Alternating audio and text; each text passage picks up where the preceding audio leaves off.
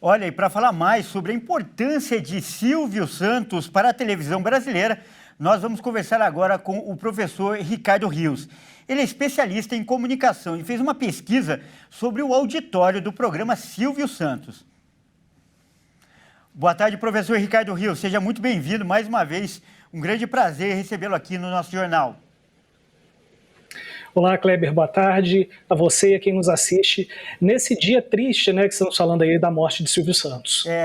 Vai demorar, né, para a gente ainda superar essa perda tão grande. Então, primeiro eu peço, né, que você conte um pouquinho dessa pesquisa que você fez aí sobre o auditório do programa Silvio Santos, por favor. Perfeito, Kleber.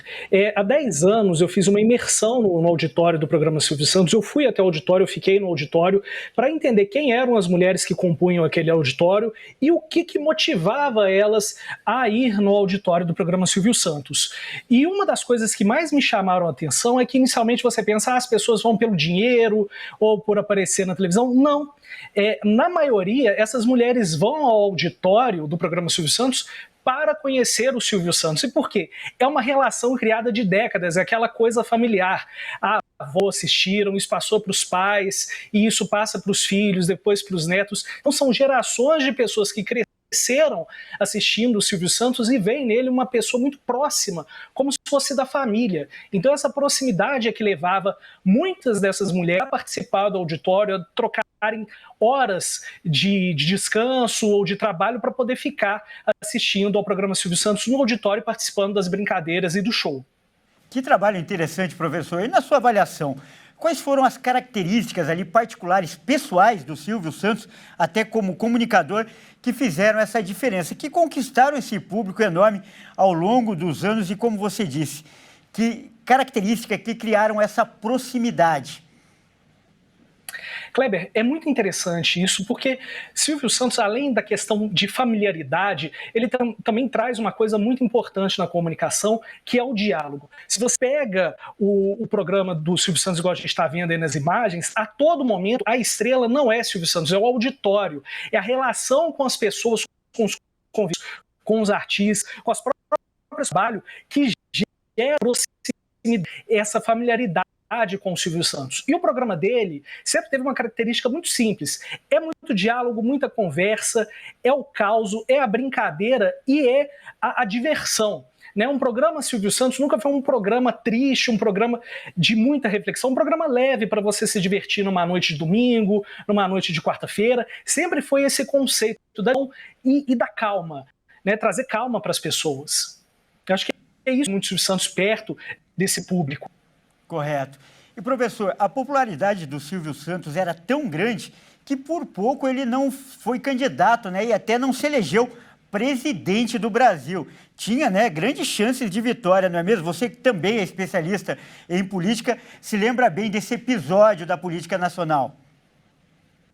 Sim, Kleber, foi por uma questão administrativa do partido que o Silvio Santos não conseguiu se eleger presidente do Brasil. Com certeza ele chegaria ao segundo turno e todas as pesquisas mostravam isso, seja contra Lula ou contra Collor, né? O Silvio chegaria ao segundo turno da eleição e abriria uma disputa muito grande para saber quem seria o presidente, seria Lula, Collor ou Silvio Santos, correndo por fora o Leonel Brizola, mas realmente foi uma aventura dele. Ele se sentia muito forte na época, queria devolver algo ao Brasil, o Brasil que deu tanto a ele, tanto a sua família, ele decidiu devolver isso por meio da presidência. Só que o estilo de presidência Silvio Santos seria muito difícil, porque ele queria comandar muito. E a gente sabe que o país ele é dividido em 3 poderes. Então você tem que dividir o poder com o legislativo e com o judiciário.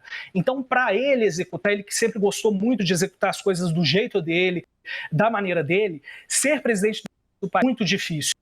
Então, a candidatura Silvio Santos, muitos especialistas dizem, e eu concordo também, ainda bem que não saiu, porque isso aí seria uma frustração muito grande para ele como para a população. Certo. E a morte do Silvio Santos coincide com o declínio da TV e a popularização, né, das redes sociais, da internet. É o fim de uma era? Kleber, do ponto de vista de auditório, eu acredito que sim. É muito você ter um apresentador que consiga trazer a magia do circo, da conversa, da brincadeira, auditório, né? O auditório hoje é um programa muito sisudo, você segue uma de roteiro, de regras. Santos seguia muito pouco, ele fazia as coisas muito da cabeça dele, tinha um roteiro pré-estabelecido, mas acontecia com ele no palco, né? Mas eu acho que não marca o fim da TV, eu acho que começa uma nova era de televisão, né? Muito, na época do rádio surgiu, muito se falava, o rádio vai acabar, não, o rádio está aí firme e forte, os jornais também, por mais que tenham declinado, têm o seu valor, a televisão acho que vai ser a mesma coisa.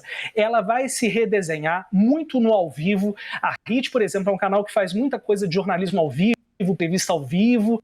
Então eu acho que o futuro da TV vai muito pro ao vivo, muito pro imediato. E as pessoas, a população, confiam muito na TV nesse ponto.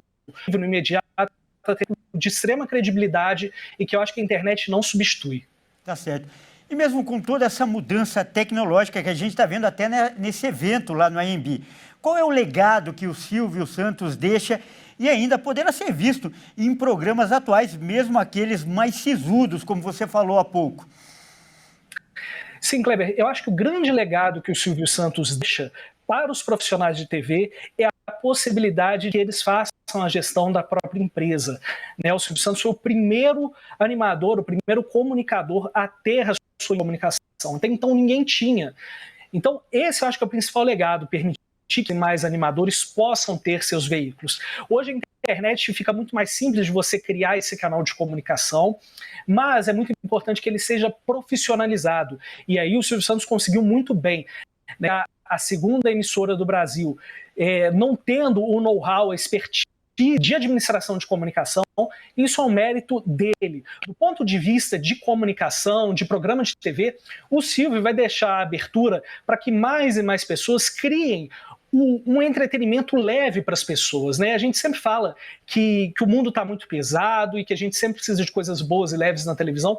Acho que o Silvio Santos deixa esse legado aí para os futuros comunicadores, para as futuras comunicadoras, de criar produtos leves e bons para a família. Tá certo, então. Nós acabamos de conversar com o professor Ricardo Rios, ele que é especialista em comunicação. Professor, mais uma vez, muito obrigado pela sua participação. Eu que agradeço, Kleber, uma boa tarde a você e a todos que nos assistem. Grande abraço.